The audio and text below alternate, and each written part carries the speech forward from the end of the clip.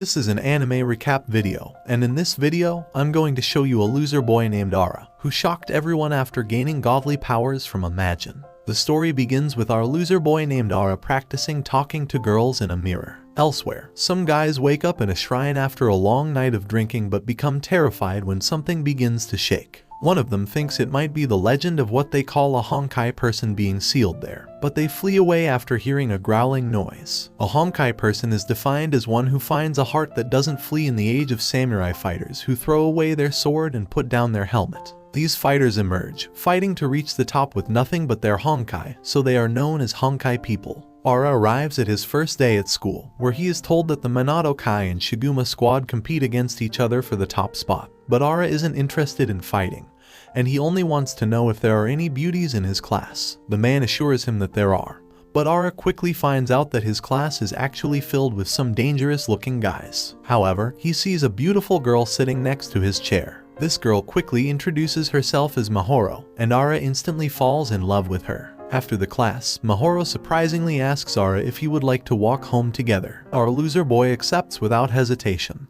and she tells him to meet her near the gate. Ara rushes off towards the gate, but some green-headed dude trips him, and his buddy joins in to intimidate Ara. Ara used the oldest trick in the book to get away, but he quickly ran into their leader Matak Ara. Ara realized that he was about to get beaten up, but surprisingly, Matak Ara already knew Ara's name. Ara didn't recognize him, but Matak Ara told him that they were childhood friends. Matak Ara told his goons that Ara was his old buddy, and they used to train together to become honkai people. He explained that Ara was always really strong, but the goons didn't see it. Matak Ara wanted him to hang out with them, but he said he had some work to do. He rushed off to meet with his future wife, but unfortunately, she was long gone. The guy that Matak Ara beat up apologized to his squad's leader for losing. The guy explained that Matak Ara was surprisingly a nice guy, but his leader kicked him in the face and threw him away. The next day, the teacher tried to teach the class, and Ara wondered where his crush was. He prepared to eat his lunch on the roof and was shocked to find Mahoro there. Mahoro explained that she was skipping class, and Ara apologized for not meeting with her the day before. She didn't care at all and asked if they could become friends. Our loser boy agreed, and this girl asked him to hang out on Saturday. Matak Ara called out to him from below, and his green-headed buddy wondered if Ara was really that strong. Matak Ara explained that Ara is strong, brave, and cool, and he really admires him. This green dude is clearly jealous and doesn't understand at all. Suddenly, one of them noticed that Ara was talking to Mahoro, so he determined that he needed to tell him about this. But Greenhead stopped him. He thought things would be more interesting this way, and they should just let their school's tradition play out. At some shop, Ara got excited to have picked out the perfect stone to carve, but the bullies surprisingly arrived and took him to an arcade. Greenhead wanted them to get along from now on, but Ara's stomach began to hurt again. Greenhead saw that trouble had arrived, so he got his ponytailed friend out of there. Ara won his game, but some dudes in white noticed that Ara wasn't part of the town gangs. The guys couldn't believe that he would just walk into the arcade so comfortably without being part of a gang and pointed out to him that this was their turf. Ara tried to get away but without most of his clothes, and the guys continued to chase him as they wanted to rob him of everything. Greenhead laughed at him and realized that he was right, and that Ara wasn't tough at all. Then Ara found himself taking shelter inside the shrine as the bullies tried to break in. Ara knocked over one of the sealed boxes, and a mysterious gun popped out. The bullies eventually barged in, so Ara took the gun to threaten them with. These guys laughed at the old, broken-down gun and approached him anyway. Ara fired the mysterious gun, but the bullet just ended up hitting him in the head. The bullies thought he was a goner, so they got out of there, but Ara eventually woke up. The bullet seemed to be lodged in his head, and a strange mist came out of it. Just then, a magical being called a Majin appeared before Ara. This Majin's name is Senya, and he offers to grant Ara a wish. Ara does not need any time to think about it and instantly wishes to impress a girl for the first time. Senya surprisingly understood why a young boy like him would wish for this and offered to merge with Ara in order to make it happen. Ara left, as he didn't want to merge with anything, but quickly found out that no one else could see Senya. Later, Ara carved the stone he bought to make it into a gift for Mahoro. Senya offered some advice on giving a better gift, but Ara explained that this stone would protect her for eternity. It's a love forever stone, and it would be the key to her heart, but Senya had no clue what this loser boy was talking about. On Saturday, as Ara waited for Mahoro, he told Senya not to talk to him, as his entire life was on the line. Mahoro arrived and wondered who he was talking to, but Ara explained that he was just mumbling to himself. The two quietly enjoyed some ice cream, but Senya reminded our loser boy to give her the stone thing. Ara got up, and Mahoro heard some pretty strange noises coming from Ara, and it was because his stomach was going out of control. Ara tried to tell her it was nothing, even though he was clearly getting sick, and ran off to handle it. Once Ara finished up, he revealed to Senya that this happened to him every single time. Ara returned to Mahoro, relieved that he came back in time. Ara finally found the courage to give her the stone he made. Ara slowly declared how much he liked her, but he was interrupted by a gang. Their leader strolled up on some kind of singing bike. This guy revealed that he was the leader of the Shiguma squad named Jin Marito. Ara tried to get Mahoro out of there as quickly as possible, but she stopped him and shockingly asked Ara to fight for her. Marito had gotten very furious that Ara had dared to put his hands on his little sister. Up above, Greenhead had called Matak Ara to meet with him and revealed that Ara was in big trouble. He wondered if Ara would make it out alive, and Matakara rushed off angrily to help his old friend. Down below, Ara took a beating and had already determined that his life would now end, as this guy was going to finish him. Marito continued to beat down on him and demanded that Ara get up. Mahoro felt happy at this as she admired her cool brother for losing his cool. Senya watched this beatdown and listened as the gang pointed out that this would be Mero's 35th victim. Senya was disappointed to not have found what he was looking for once again, because even if he merged with Ara, he was certain that he would never be able to meet a certain person. Senya began to leave but was shocked when Ara wondered if everyone really thinks that he's just going to let his life end this way. Just as Marito was about to land a devastating blow, Senya became extremely excited and demanded that Ara say what it is that he truly wishes for. Ara finally got up and, surprisingly, still wished that he wanted to clap a girl for the first time. However, this time, Ara's body erupted with power and Senya emerged with him, announcing BUCCHIGIRI. Our loser boy shockingly stopped Marito's kick and landed a devastating punch on Mero, sending him flying to the other side. Matakara asked Ara about his decision in choosing Suguma over him, revealing that their only mission is to become honky people. Before he could say anything, Marito informed them that Ara has already joined their group, and if he wants him, he will have to take him by force. After that, they leave, and Senya feels happy that he finally found something exciting. Elsewhere, the goons who tried to capture Ara earlier talk with each other and reveal that if they don't bring 20k to the Emperor, he will beat them like the last guy. Just then, they hear something, and upon listening closely, they see their leader talking to someone. He is telling him that Jin Marito is the leader of the Suguma group and is trying to take on Demand,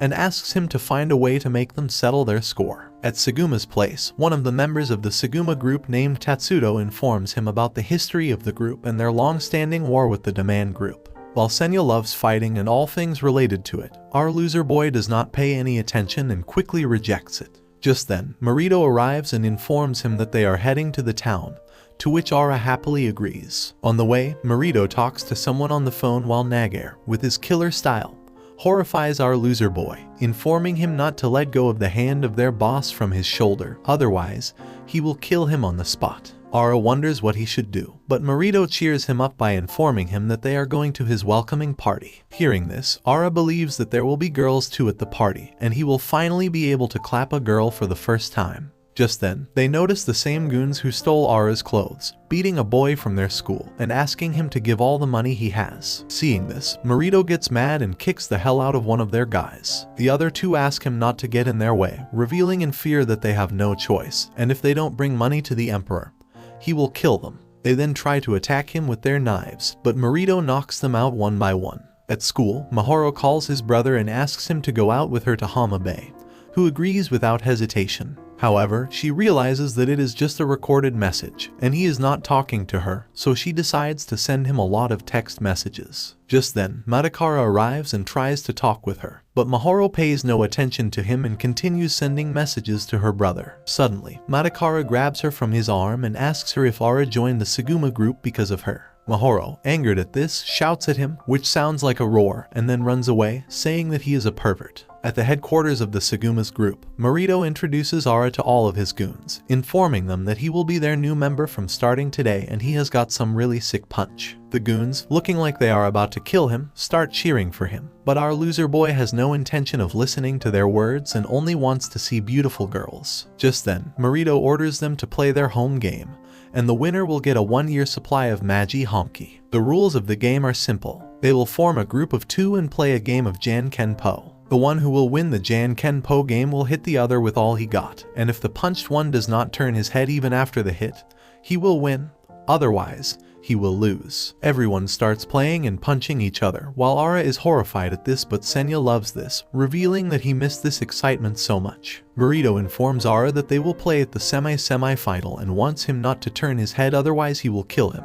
After all the beating, only Nagare and Out are left. Burrito informs them that Ara will take them on and believes that he will see him in the final. Just then, Nagare, who wanted to kill him from the beginning, steps ahead, but Ara stops him, saying that he will take him on. Hearing this, Ara asks Senya to merge with him as he does not want to die without clapping a girl. Senya tells him that he wants to see his strength and real power, but upon seeing Aura and his brutal strength, he decides to help him out. They then play a game of Jankenpo, and Aura wins it, which means he will punch the heck out of Aura. Just then, Aura throws a powerful punch at him, and before he can hit it, Senya grabs our loser boy from the head and makes him stand still even after receiving the powerful punch from Aute, which causes him to break his own hand. Seeing this, everyone gets shocked, wondering how he is able to stand still after getting hit by Aute, who is the only one in the gang who can defeat Burrito. Senya enjoys this and wants more, but Aura goes nuts and wants to leave the Saguma group. After injuring his own hand, Aura goes to seek some help and informs everyone that he is going to the toilet. The next one is Nagare, who comes to the stage and informs Aura that he was waiting for this fight and will kill him with his punch. They then play Jankenpo game, and Aura wins it, shocking Nagare, who wanted to kill him. Aura, wanting to leave this game, realizes that if he throws a light punch, then Nagare will not move and he will lose the game. Just then, he charges at him while looking to the other side. Nagare, in panic, wonders where he is looking but sees that he is spotting the beauties. However, due to looking at the girls, he turns his head and loses the game, causing Aura to reach the final. After that, Burrito enters the stage, and our loose boy realizes that he will crush his skull. Before they start the game, Burrito informs him that he liked him because he felt the pressure of his punch and wants him to do it again. Just then, Burrito charges at him, but before he can hit him, our guy gets a stomachache and therefore heads to the bathroom. There, he finds Aura unconscious on the ground. Everyone arrives and finds the man's badge near him, believing that they are behind this attack. However, Burrito shuts them away, saying that this kind of shit tactic is not their style, but he will hurt the one who injured his friend. After that, Aura leaves and arrives at his mother's shop. There, he finds Mahoro already sitting there and eating food. Aura informs him that he wants to quit the Saguma group but gets slapped by Mahoro on the cheek, who informs him that his brother will soon make him the leader of the group and she wants him to defeat his brother. She then gives him a love sign, to which our loser boy again falls for her tactic again. At his room, Senya is shocked to see that Aura is training and asks about it, to which Aura informs him that he needs to get stronger in order to defeat Burrito and live up to the expectations of his future wife. Senya, hearing this, cries with happiness but sees a mark on the backside of Aura and goes silent. At night, Nagare and Tatsudo spots two members of the Demands group. The two goons stop them, causing Nagare to beat them on the spot while informing that he will kill the one who injured his friend Aute. After they leave, the Emperor's men arrive and beat the hell out of them. The next day, they were tied with a tree and everyone thought that Saguma was behind this attack. So, they attack their members and injures them, while leaving a note that they will come for Burrito and Aura soon. Seeing this, Burrito feels he had enough and enters the man's house, asking him to come out and settle their score. Like and comment if you enjoy this video. Subscribe to my channel for more anime recaps, and tell me what anime recap you like to see next in the comments below.